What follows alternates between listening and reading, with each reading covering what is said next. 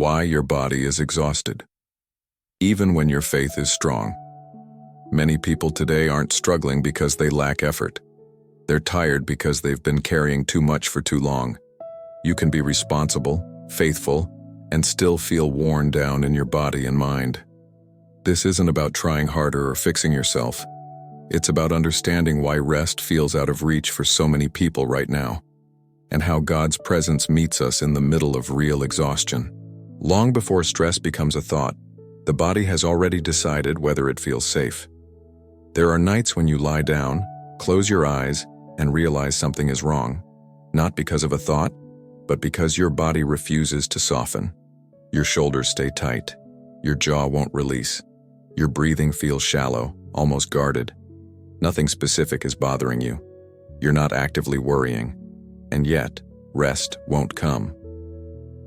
Most people assume stress begins in the mind. They believe anxiety starts as a thought and then moves into the body. But the truth is often the opposite. Long before the mind forms words, the body has already decided whether it is safe. Your nervous system is constantly scanning the environment. It watches tone, pace, pressure, uncertainty. It remembers seasons where you had to stay alert, where rest felt risky, where letting your guard down came at a cost. And so, even when your faith is strong, even when your beliefs are steady, your body may still be holding yesterday's battles. This is why some of the most faithful people experience the deepest physical tension, not because they lack trust, but because they learned endurance before they learned rest. I once spoke with a woman who had served faithfully for decades. She prayed daily. She read scripture every morning. She trusted God without question, yet every night her body trembled with exhaustion. Sleep came in fragments. She blamed herself quietly, thinking she must be missing something spiritually. But nothing was wrong with her faith. Her body had simply carried responsibility for too long. The Bible never separates humans into clean compartments. Scripture speaks to the whole person, body, soul, and spirit intertwined. In Psalm 31, David writes, "My strength fails because of my affliction, and my bones grow weak." He does not say his thoughts failed first. He does not describe a theological collapse. He describes a physical one. David understood something modern culture often forgets. Stress does not ask permission from belief systems. It settles where it is carried the longest. Many people have been spiritually strong while physically braced. They stayed calm for others. They made decisions under pressure. They held families together. They kept moving because stopping felt dangerous. Over time, the body learned one lesson very well: stay ready. So when night comes and the world finally grows quiet, the nervous system does not relax. Silence feels unfamiliar. Stillness feels exposed. This is not disobedience. This is conditioning. God does not rebuke this response. He understands it. In the wilderness, when Elijah collapsed under exhaustion, God did not correct his thinking first. He did not give a sermon. He gave him sleep, then food, then rest again. Only after the body was restored did the conversation begin. That order matters. Healing often starts lower than we expect, not in revelation, but in regulation. Tonight, if your body feels restless without explanation, it is not a sign that you are failing. It is a sign that something in you has been carrying weight faithfully, and now it is being invited to set it down. You don't need to force relaxation. You don't need to command your body to calm down. Safety cannot be demanded. It must be received. God's presence is not loud. It does not rush the body into peace. It stays. As you listen, allow your breath to lengthen slightly. Not perfectly, just gently. Nothing needs to change quickly tonight. This is not the moment for solutions. This is the moment for recognition. Your body noticed the stress long before your mind had language for it. And God noticed you long before you noticed yourself. See, some people trust God deeply, yet their bodies never seem to receive the message that it's okay to rest. She didn't come to me because of doubt. She came because of exhaustion. On the outside, her life looked steady, faithful, organized, grounded. She had walked with God for many years. She knew Scripture well. Her prayers were sincere, not rushed. But night after night, sleep refused to stay. Not because her mind was racing with fear, not because she was questioning God, but because her body stayed alert, as if something might still go wrong. She told me, quietly, "I trust God completely, but my body doesn't seem to believe it's safe." That sentence matters. For years, she had lived in a role that required constant awareness. She was the one people leaned on, the one who noticed problems early, the one who held things together when others couldn't. Emergencies were rare, but readiness was constant. She learned how to stay composed, how to remain calm for others, how to keep moving even when she was tired. And she did all of it faithfully. What no one told her was that survival skills don't automatically turn off. At night, when responsibilities ended, her body didn't follow. It stayed prepared, muscles lightly tense, breathing shallow, sleep fragile. She assumed this was a spiritual issue. She tried praying longer, reading more scripture, asking God what she was doing wrong. But nothing changed, because the problem wasn't her faith, it was her conditioning. The body learns through repetition. Years of vigilance teach the nervous system one message: stay ready, even when danger is gone. The Bible is full of people who carried responsibility quietly. Moses bore the weight of a nation's complaints. Martha carried the burden of hospitality. Joseph carried the pressure of survival in foreign lands. Scripture never criticizes their endurance,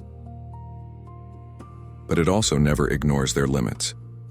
Jesus once told his disciples, "Come away by yourselves to a quiet place and get some rest."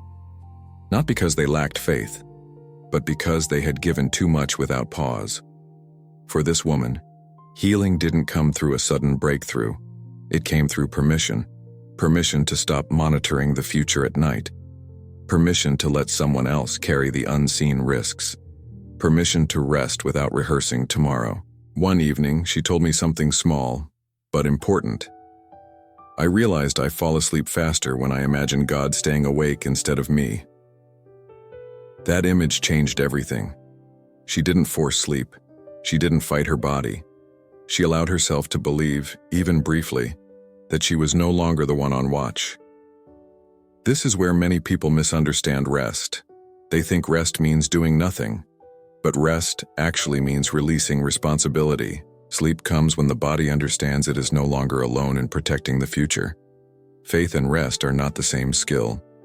One can exist without the other, for a time, but God invites us into both.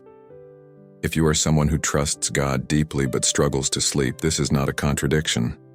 It is a sign that you learned how to survive before you learned how to stand down. Tonight, you don't have to unlearn everything. You don't have to heal years of vigilance. You only need to pause, to recognize that the watch has changed. God is present, not just spiritually but actively. You are allowed to rest your body without questioning your faith.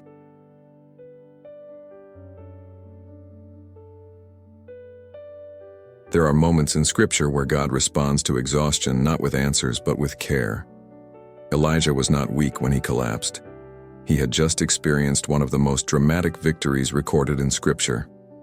Fire from heaven, public confrontation, clear evidence of God's power. From the outside, it looked like a spiritual high point. And yet, shortly after, Elijah ran. Not because his faith disappeared, not because God failed him, but because his body had reached its limit. He went from standing before crowds to sitting alone under a tree, asking God to let him die. This moment is often misunderstood. Many read Elijah's story as a lesson about fear or discouragement. But before God addresses Elijah's thoughts, before he explains anything, before he reveals his presence in the whisper, God does something unexpected. He lets Elijah sleep. An angel wakes him only to feed him, then lets him sleep again. No correction, no rebuke, no instruction, just rest. That order matters more than we realize. God did not treat Elijah's collapse as a spiritual failure. He treated it as exhaustion. Scripture does not say Elijah needed more motivation. It shows he needed nourishment and sleep. Only after the body was restored did God invite Elijah into conversation. This pattern repeats throughout Scripture. When the disciples were overwhelmed, Jesus did not increase their workload. He withdrew with them. When grief overtook David, he poured out emotion before God, not explanations. The Bible reveals a God who understands human limits deeply, a God who does not speak over exhaustion, a God who restores before instructing. This challenges a common belief. Many people assume clarity comes first and rest follows, but God often reverses that order. Rest creates the condition where clarity can arrive. Elijah could not hear the whisper while his body was screaming, and neither can we. When the nervous system is overloaded, even truth can feel threatening. That is why silence sometimes feels unsafe, why stillness can feel overwhelming, why people who love God still struggle at night. It is not rebellion, it is depletion. God did not say, "Elijah, get up and try harder." He said nothing at all until Elijah could receive it. Tonight, you may be waiting for answers, for direction, for reassurance. But perhaps the invitation is simpler. Perhaps this is not the night for insight, but for restoration. God does not need you alert to be present. He does not need your understanding to continue working. Elijah slept while God prepared the next chapter. You can too. If your faith feels intact but your body feels undone, you are not out of alignment. You are human. And God has always known how to meet humans, not with pressure, but with care. For some, quiet doesn't bring peace. It brings everything they've been holding in. Silence is often described as peaceful. Stillness is praised as spiritual. Quiet is associated with rest. But for some people, silence feels anything but safe. When the noise fades, when the house settles, when the night stretches long and unoccupied, their body tightens instead of softening. The heart rate subtly rises. Breathing becomes guarded. A vague sense of unease appears, without a clear reason. They wonder what's wrong with them, why quiet doesn't calm them the way it seems to calm others. The answer is not a lack of faith. It is memory. The nervous system does not measure safety by logic. It measures safety by experience. For those who lived through seasons where quiet meant waiting for bad news, where silence preceded loss, conflict, or responsibility, the body learned a different association. Quiet became a signal, not of rest, but of vigilance. The Bible is honest about this human experience. In Psalm 77, the writer says, "When I am silent, my spirit grows faint." He does not say silence brings relief. He says it intensifies what is already there. Stillness exposes what movement keeps contained. That does not make stillness wrong. It means stillness must be entered gently. Some people were trained by life to listen for danger. They grew up reading the room, anticipating shifts, staying alert so others wouldn't have to. For them, noise was not chaos. Noise was cover. It distracted the mind. It kept emotions at bay. It prevented the body from settling into awareness. When quiet arrives, the body finally has space to speak, and what it says can feel overwhelming. This is why some people feel anxious at night even after peaceful days. Not because the night is threatening, but because it removes the armor. God understands this dynamic. When Scripture invites us to be still, it is not a command to force calm. It is an invitation to trust presence. Stillness is not meant to be endured alone. In the wilderness, God did not leave Elijah alone with silence. He accompanied him through it. Jesus did not isolate himself in prayer to escape people, but to remain connected to the Father. Biblical stillness is relational, not empty. If silence feels unsafe to you, it does not mean you are resisting God. It means your body learned to survive in alertness.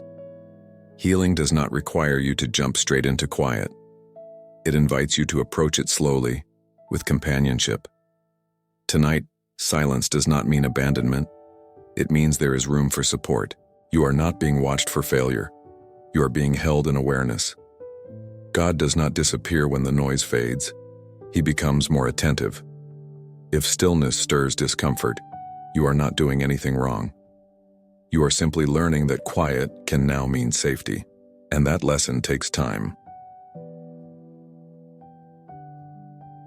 What we often call surrender is sometimes something very different happening in the body. Many people say they want to surrender, but what they actually fear is collapse. They are not afraid of trusting God. They are afraid of what will happen if they stop holding everything together. In spiritual language, surrender is often presented as release, letting go, placing control into God's hands. But for many people, the body hears surrender differently. It hears danger, because in their lived experience, letting go was never safe. When effort stopped, things fell apart. When vigilance dropped, consequences followed. When rest came too early, someone paid the price. So the body learned a rule long before theology arrived: stay engaged. This is why surrender can feel threatening even to faithful people, not because they don't trust God, but because their nervous system associates release with loss. The body does not interpret language the way the mind does. It responds to memory, not meaning. So when someone hears "let go," their body remembers moments when letting go was not an option, moments when they had to stay strong, stay alert, stay composed. Surrender in those seasons would have meant danger. Scripture acknowledges this gap more than we realize. When Jesus invites people to follow him, he rarely begins with commands. He begins with presence. He eats with them, walks with them, stays near them. Before asking for surrender, he establishes safety. This order matters, because surrender is not an action. It is a response. It cannot be forced. It cannot be rushed. It emerges when the body believes it will not be abandoned. Many people confuse shutdown with surrender. They stop caring. They numb. They disengage. But that is not trust. That is protection. The body pulling back to survive is not the same as the soul releasing control. One woman once described her prayer like this: "I told God I surrender, but my chest felt tight the entire time." She wasn't resisting faith. She was bracing. Her body was holding tension because surrender sounded like disappearing. What she needed was not more conviction, but more safety. In Scripture, true surrender is never demanded under threat. God does not corner people into trust. Even Jesus facing the cross does not override his humanity. He acknowledges distress, he names fear, he asks for support. Surrender is not pretending strength doesn't cost anything. It is honesty about what has been carried. When the body finally senses that presence will remain even if effort stops, something changes. Not dramatically, not all at once, but subtly. The breath deepens, the shoulders drop, the jaw releases. These are not spiritual failures. They are signs that surrender is becoming possible. God is not waiting for you to let go perfectly. He is waiting with you until letting go no longer feels like danger. This is why some prayers feel exhausting. They ask the body to do something it has never been allowed to practice. And God does not shame that hesitation. He meets it. Surrender is not collapsing into helplessness. It is leaning into support. And support must be perceived, not just believed. If surrender feels impossible right now, that is not resistance. It is information. It tells a story about what your body learned before you ever had words for faith. God does not bypass that story. He enters it. And over time, presence rewrites what surrender feels like, not as loss, but as relief. You can do everything right, remain faithful, and still find yourself running on empty. There is a kind of exhaustion that feels especially confusing. It doesn't come from rebellion. It doesn't come from chaos. It doesn't come from neglect. It comes after consistency, after showing up, after keeping promises, after staying faithful when it would have been easier to step back. This is the exhaustion that makes people question themselves, not God. They ask quietly, "Why do I feel this depleted if I've been doing everything right?" They followed through. They stayed responsible. They didn't quit when things became heavy. And yet something inside feels spent. This type of weariness often goes unnamed because it doesn't fit the usual narratives. We are taught to expect burnout after excess, after poor boundaries, after bad choices. But many people burn out after discipline, after being dependable for a long time, after carrying what was necessary without complaint. The body does not distinguish between good pressure and bad pressure. It only knows duration. Responsibility sustained without relief will still accumulate. Faith does not erase biology. Trust does not remove limits. God designed the body with capacity, not infinity. This is not a flaw. It is wisdom. In Scripture, even the most faithful figures reach points of depletion. Moses follows God's instruction carefully and still collapses under the weight of leadership. The issue was not disobedience. It was load. God does not correct Moses' heart. He redistributes the burden. This distinction matters.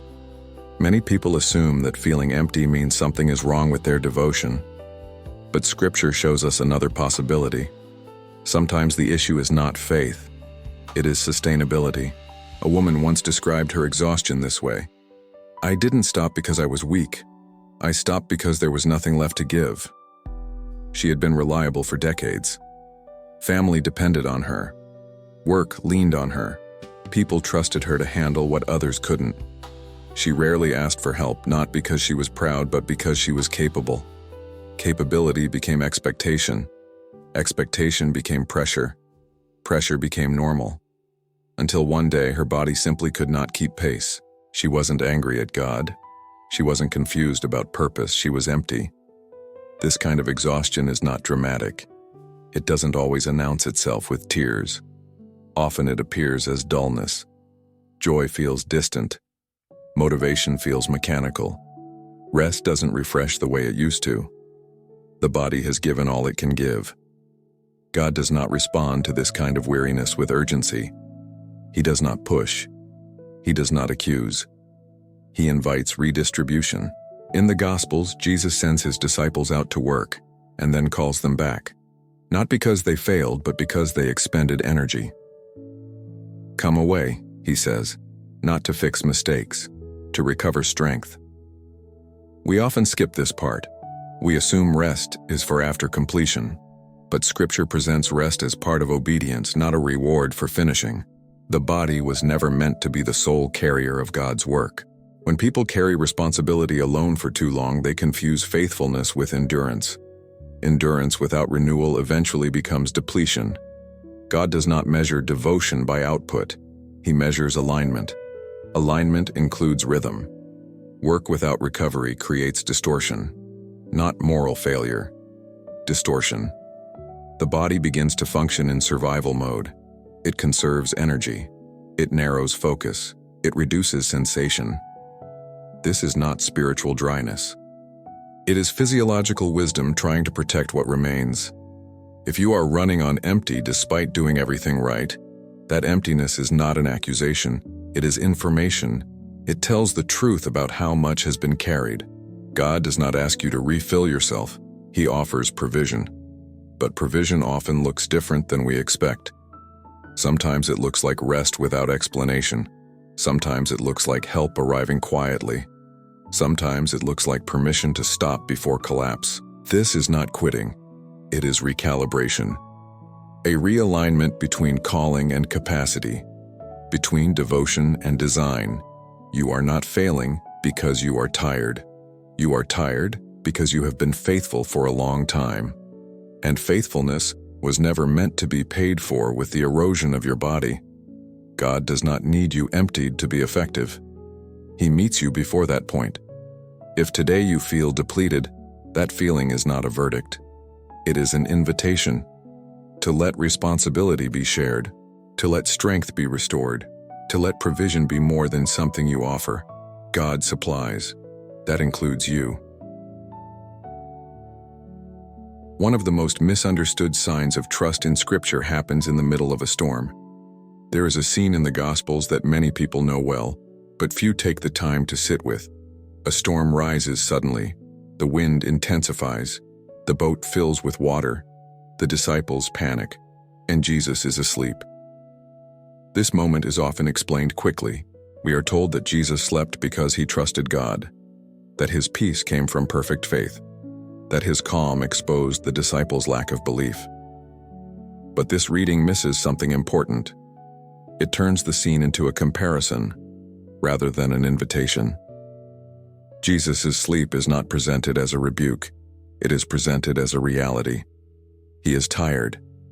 The Gospels describe long days of teaching, healing, listening. Crowds pressed in constantly. People pulled at him from every direction. Jesus did not float above exhaustion. He entered it. Sleep in this moment is not symbolic, it is physical. This matters because many people assume that faith cancels fatigue, that trust should override the body's need to recover. But Scripture shows us something else. Jesus does not stay awake to prove devotion. He does not push through depletion to model strength. He rests, even when circumstances are unstable.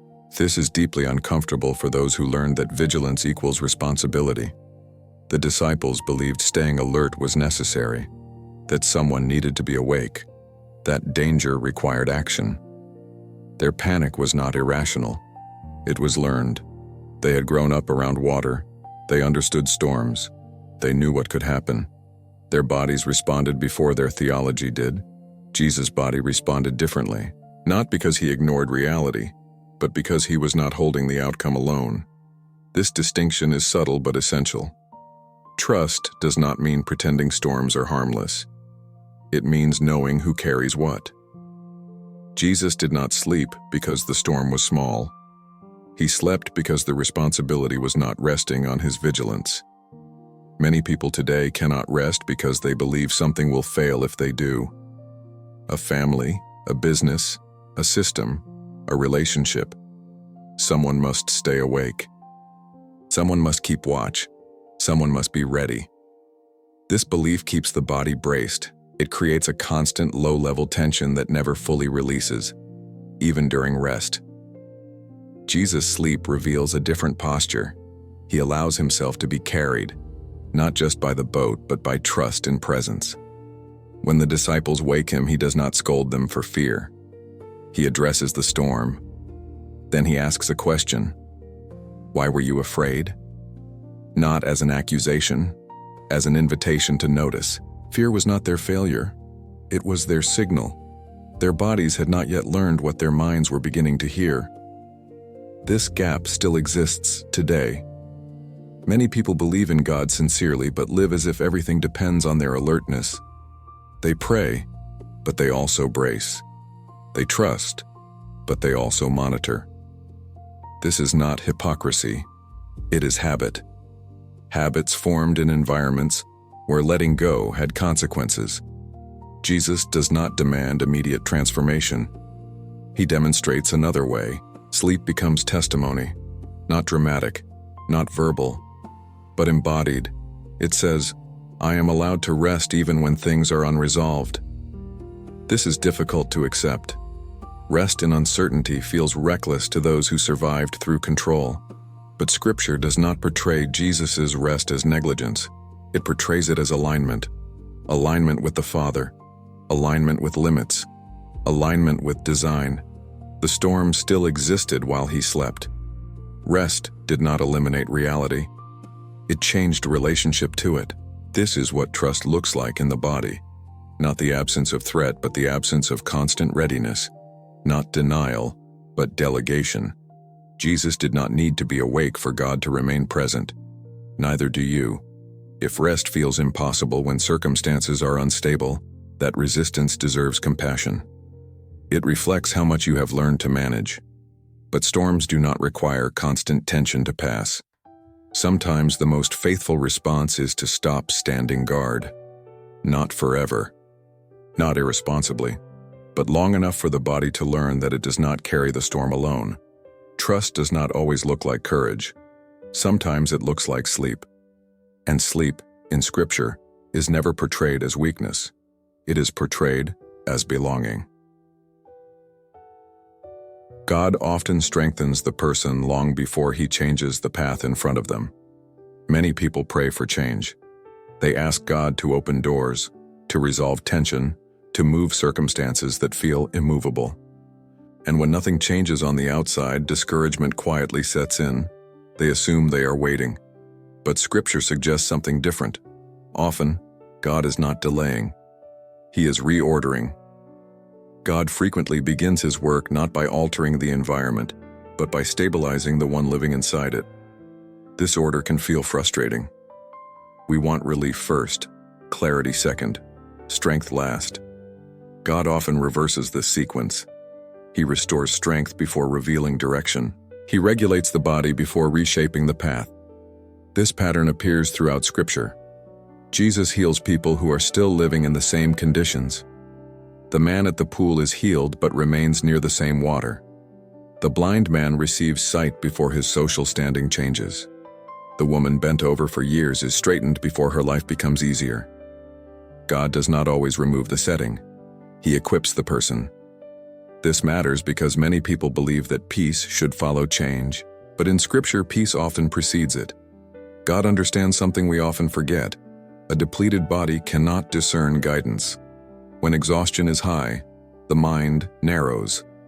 Options feel threatening. Decisions feel overwhelming. Even good change can feel like danger. This is why God often begins with restoration that looks unrelated to the request. Sleep returns. Appetite stabilizes. The body softens slightly. Nothing has happened yet, but capacity has increased. I once met a woman who prayed for her circumstances to change for years. Her responsibilities were heavy, her options were limited, her environment felt fixed. She waited for God to move something external. Instead, her sleep improved. Her nervous system settled. She described it as less bracing. The situation did not change immediately, but she did. The same responsibilities felt less crushing, not because they became lighter, but because she became supported. God did not ignore her prayers. He answered them in sequence. This sequence is often misunderstood because it does not look dramatic. Restoration is quiet. It doesn't announce itself as progress. It doesn't feel like victory. It feels subtle. But subtle changes in the body create profound changes in perception. A regulated body can wait without panic. It can evaluate without urgency. It can hear without distortion. God knows this. That is why he often restores the carrier before redirecting the load. We see this clearly with Elijah. He asked God to take his life. He is depleted beyond language. God does not correct his despair. He does not explain the future. He feeds him. He lets him sleep, then feeds him again. Only later does direction come. This is not avoidance. It is wisdom. God does not give assignments to bodies that cannot carry them. Many people interpret stillness as stagnation. They assume that because nothing external has shifted, nothing meaningful is happening. But often, something essential is stabilizing. The body is learning that survival is no longer the only mode. The nervous system is exiting emergency. This is preparation, not delay. God does not rush people into new terrain with old exhaustion. He restores capacity so that movement does not become collapse. This is why forcing answers rarely helps. You can receive direction and still be unable to move if the body is not supported. God's timing is not arbitrary. It is attuned. He knows when a person is ready not just spiritually but physically. This is part of provision. Provision is not only material, it is not only circumstantial, it is bodily. God supplies strength before he supplies change. If your situation has not shifted yet, that does not mean you are overlooked. It may mean something foundational is being rebuilt quietly. You are being made capable before being moved. And that is not lesser work. It is careful work. God does not rush what he intends to sustain.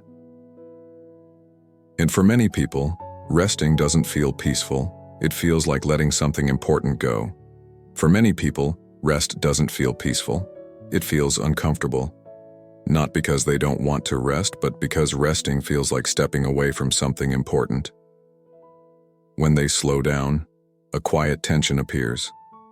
A sense that something is being neglected, that someone might need them, that staying still could cost them something they won't get back.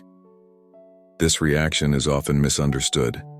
People assume it means they are driven, or disciplined, or spiritually committed, but most of the time it means something else.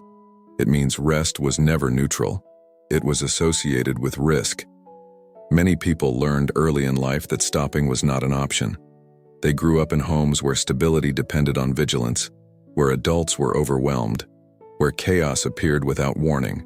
In those environments, rest didn't restore. It exposed. So the body adapted. It learned to stay slightly tense, to remain alert even in quiet moments, to associate movement with safety. This adaptation worked. It helped them survive. But what helps you survive one season can limit you in another. Over time, effort became identity. Being reliable meant being loved. Being useful meant being valued. Being needed meant being secure. Rest threatened all three. This pattern often carries into faith. People serve. They show up. They pray. They care. But they do so with an underlying belief. If I stop, something will fall apart. So when rest is suggested, the body resists. Not because rest is wrong, but because rest feels like disappearance. Scripture does not treat this resistance as rebellion. It treats it as history. Jesus consistently meets people who have been strong for too long. He does not accuse them of striving. He does not demand immediate release. He invites them to stay near. Come and see. Remain. Abide. These are not commands to collapse. They are invitations to belong without effort. But belonging without effort can feel unfamiliar to those who learned to earn safety. One man once described his discomfort with rest like this: "If I'm not doing something, I feel like I'm wasting time." He was not lazy. He was exhausted. His body had been trained to equate stillness with danger. Another woman shared, "When I finally sit down, my mind starts listing everything I should be doing." This is not productivity. It is protection. The body is scanning for threat. This is why rest often triggers guilt before relief. The body does not trust that it is allowed to stop. In Scripture, rest is never portrayed as abandonment. God rests on the seventh day not because creation was unstable, but because it was complete. Rest was built into the design before failure ever entered the story. This matters. Rest is not a response to collapse. It is a recognition of sufficiency. But when rest feels like giving up, it usually means effort has been the only safe posture for a long time. God does not demand rest from people who cannot receive it. He waits with them. He does not rush the nervous system into stillness. He allows safety to accumulate slowly. This is why rest often begins as permission, not posture. Permission to pause without explanation. Permission to stop without consequences. Permission to exist without producing. This permission does not come from discipline. It comes from presence. The body needs repeated experiences where nothing bad happens when it rests. Only then does rest stop feeling like loss and start feeling like support. If rest currently feels like giving up, that feeling is not wrong. It is meaningful. It points to how much responsibility you have carried and how long you have carried it alone. God does not see rest as retreat. He sees it as recalibration. Not stepping away from purpose, but stepping into sustainability. You are not losing ground when you rest. You are teaching your body that it does not have to earn safety anymore. And that lesson takes time. God is patient with that process. He does not confuse resistance with refusal. He understands the cost of staying strong without relief. Rest is not giving up on life. It is giving your body permission to stop surviving. There comes a point when the night no longer needs to be managed, only entrusted. There comes a point when effort no longer helps. Not because effort was wrong, but because it has done everything it could do. This moment doesn't arrive loudly. It doesn't announce itself as a breakdown. It often comes quietly, as a subtle realization that holding everything together is no longer sustainable. For many people, this moment is frightening. They have lived by effort for so long that releasing it feels like losing structure. If they stop holding, what will remain? This question keeps the body tense, not because the future is dangerous, but because control has felt like safety. Scripture offers a different picture. Again and again, God meets people at the point where self-carrying ends. Not to shame them, not to correct them, but to take what they were never meant to hold alone. This is what it means to entrust. Entrusting is not forgetting responsibility. It is relocating it. The weight does not disappear. It changes hands. This distinction matters. Many people fear that if they stop carrying, everything will collapse. But collapse is not what Scripture shows. What collapses is the illusion that one body was meant to do everything. Throughout the Bible, God's presence appears most clearly when human strength reaches its limit. Not because weakness attracts God, but because illusion fades. When effort stops being the center, relationship becomes visible. This is why entrusting feels unfamiliar. It requires a different posture. Not standing guard, not scanning for danger, not rehearsing outcomes, but allowing presence to remain even when vigilance softens. For the body, this is not a belief shift. It is a physical experience. Muscles loosen slightly. Breath deepens without instruction. The nervous system exits emergency. Nothing external may change immediately, but something essential does. You are no longer alone in holding what comes next. This is why rest that comes from entrusting feels different from collapse. Collapse empties. Entrusting supports. Collapse isolates. Entrusting connects. Collapse happens when the body is forced to stop. Entrusting happens when the body realizes it no longer has to carry everything. God does not ask for perfect trust. He does not demand awareness. He does not require language. He remains. This is perhaps the most misunderstood part of faith. Faith is often portrayed as effort directed toward God, but Scripture consistently shows faith as response to God's nearness. We do not initiate rest. We receive it. We do not generate peace, we recognize it. When people stop carrying alone, they often expect clarity to arrive. Answers, direction, resolution. But what usually arrives first is quiet support, a sense of being held without being fixed. This is enough. It allows the body to recover. It allows the mind to widen. It allows perspective to return naturally. God does not rush this process. He knows that what is carried slowly is carried safely. This is why some prayers feel unanswered, not because God is absent, but because He is responding at a different level. Below words, below understanding, below urgency, He is responding to the weight itself. If you are at the edge of your capacity, that edge is not failure. It is truth. It tells you where support is required.